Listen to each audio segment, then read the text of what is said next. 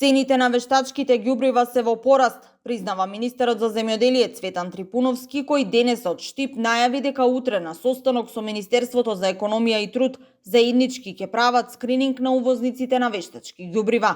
Целта е, како што рече, да го превенираат ценовниот шок, а скринингот е во делот на тоа по која цена се увезени вештачките ѓубрива, но и колкава е маржата што ја имаат употребено во делот на продажбата.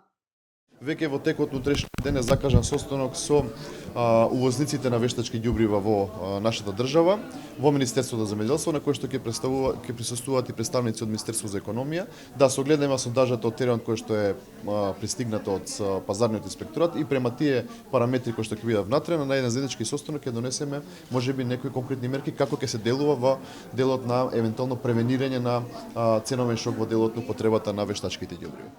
Цените на вештачките ѓубрива на светските берзи, но и кај нас бележат вртоглав раст. Додека трошоците за производство се зголемуваат, земјоделците па и сите засегнати стравуваат дека годинашниот принос ќе биде драстично намален или дека ќе работат со огромни загуби. Најголемиот проблем е во регулативата, а регулативата, значи законот за фитофармација го правеа неписмени луѓе.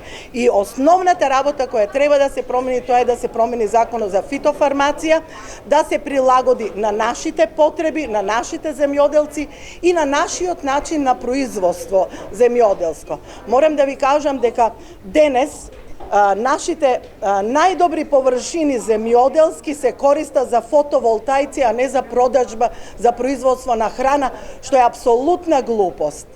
Инаку експертите укажуваат на тоа дека доколку не се интервенира брзо, мерките кои доправа ќе бидат донесени за да се спречи поскапувањето ќе бидат затоцнети. Тоа ќе значи дека македонското овошје и зеленчук, кое веќе се бори со силната конкуренција од увозот, годинава ќе има уште повисока производствена цена, која пак тешко ќе ја платат домашните потрошувачи.